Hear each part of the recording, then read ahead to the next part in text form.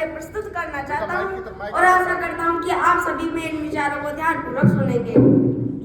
मानव भटक गया है धर्म की राह से, आज हर कदम लड़खड़ा रहा है। क्या मतलब है मेरे जीवन का, ये अब भी समझ नहीं आ रहा है। आज संपूर्ण विश्व में उथल पुथल मची हुई है। कोई धर्म के लिए लड़ रहा है तो कोई रुतबे के लिए लड़ रहा है। कहीं पर आतंकवादी हमला हो जाते हैं तो कहीं दो देशों के बीच युद्ध के हालात हो जाते हैं। और इन सब के बीच मनुष्य अपने अंदर मन की शांति को खोजता है। वह सोचता है कि ऐसा क्या तरीका है जिसके द्वारा मैं अपने अंदर मन को शांत कर सकूं। क्या कलयुग में कोई ऐसा भी मार्ग है जिसके जरिए मैं ईश्वर के शून्य रूपी तत्व को प्राप्त कर सकूं? इसका सिर्फ एकमात्र उत्तर है श्रीमद् भगवद गीता। दोस्तों, श्रीमद् भगवद गीता। जिन प्रश्नों का उत्तर खोजते खोजते मानव अपना पूरा स्वयं हो जाता है, जिन प्रश्नों का उत्तर खोजते खोजते मानव अपना सारा जीवन नष्ट कर देता है, लेकिन उसे उन प्रश्नों का उत्तर नहीं मिलता। उन प्रश्नों का उत्तर गीता में सरल शब्दों में लिखा गया है और गीता में बताया गया है, जब तक मनुष्य अपने स्वयं को अधर्मिक कार्यों से निकालकर धर्म के कार्य में नहीं लगाता, तब तक मनुष्य स्वयं ईश्वर में एकाग्रचित्त होकर ध्यान नहीं लगा सकता। तब तक मनुष्य के मन को शांति नहीं मिल सकती। और जब हम संपूर्ण गीता पढ़ते हैं तो जो बात मुख्य रूप से समझ में आती है कि कर्म के बिना मनुष्य का जीवन व्यर्थ है। कर्म के बिना तो मनुष्य के जीवन का कोई मतलब ही नहीं। और स्वयं भगवान श्री कृष्ण ने भी कहा है, मुझ में इतना बल मौजूद है, अगर मैं चाहूं तो सिर्फ एक पल में संपूर्ण समस्त दुष्ट प्राणियों का नाश कर सकता हूं। लेकिन यदि मैंने ऐसा किया तो जो संपूर्ण विश्व मेरा अनुसरण करता है वह कर्म को त्याग देगा, वह कर्म करना ही छोड़ देगा। इसलिए मैं स्वयं भी कर्म करता हूं और अवतार लेकर लोगों को कर्म के विषय में सिखाता हूं।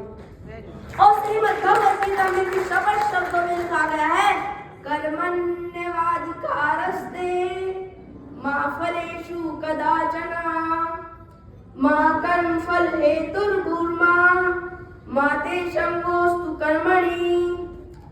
अर्थात मनुष्य का जीवन सिर्फ उसके कर्मों पर निर्भर है। उसे फल की चिंता नहीं करनी चाहिए, निरंतर कर्म करते ही रहना चाहिए। गीता का उद्देश्य भगवान श्री कृष्ण ने केवल अर्जुन के लिए नहीं दिया था, अपितु संपूर्ण प्राणियों के लिए दिया था, ताकि प्रत्येक प्राणी अपने जीवन को सार्थक बना सके। शाबाश। श्रीमद् भगवद गीता से सबसे बड़ी शिक्षा तो यही है, हमें यही मिलती है कि धर्म और अधर्म की लड़ाई में अधर्म कितना ही बलशाली क्यों ना हो, दादा भीष्म जैसे सूरवीर, गुरु द्रोणाचार्य जैसे गुरु और कल के जैसे महारथी क्यों ना खड़े हो, लेकिन जीत हमेशा धर्म की होती है। विजय पताका हमेशा धर्म की लहराती है। और स्वयं भगवान श्री कृष्ण ने भी कहा है कि धर्म और अधर्म की लड़ाई में अधर्म के साथ अपने सगे ही क्यों ना खड़े हो, अपने संबंधी ही क्यों ना खड़े हो, लेकिन हमें उनके खिलाफ लड़ना चाहिए, हमें पीछे नहीं हटना चाहिए। गीता का प्रभाव भारत में नहीं अपितु संपूर्ण विश्व में है। और दुनिया के महान वैज्ञानिक अल्बर्ट आइंस्टाइन जी ने भी गीता को पढ़कर कहा था कि मैं जो जान पाया हूँ वो सिर्फ श्रीमद् भगवद गीता को पढ़कर ही पाया हूँ कि भगवान ने इतने विशालकाय विश्व को इतने छोटे छोटे अंगों में किस प्रकार सजाया है।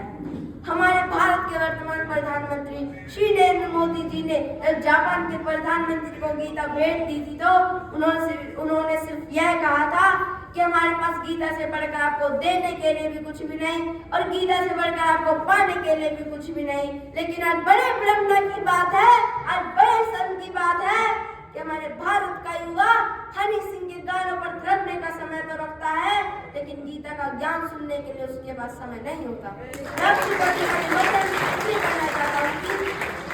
मैं भारत का वोटर हूँ, मैं भारत का वोटर हूँ, मुझे दोनों हाथों में लड्डू चाहिए। बिजली तो मैं बचाऊंगा ही नहीं, बिजली तो मैं बचाऊंगा ही नहीं, लेकिन बिल मुझे कम चाहिए। कूड़ा फेंकूंगा बाहर, जी हाँ कूड़ा फेंकूंगा बाहर, लेकिन सड़क मुझे साफ चाहिए। पेड़ मैं एक नए लगाऊं, पेड़ मैं एक नए लगाऊं, लेकिन हवा मुझे शुद्ध चाहिए। कर्ज तो मैं भरूंगा ही नहीं, कर्ज तो मैं भरूंगा ही नहीं, लेकिन कर्जा मुझे माफ चाहिए। झूठ बोलूं बारंबार, झूठ बोलूं बारंबार, लेकिन हाथ में गीता चाहिए, हाथ में गीता चाहिए।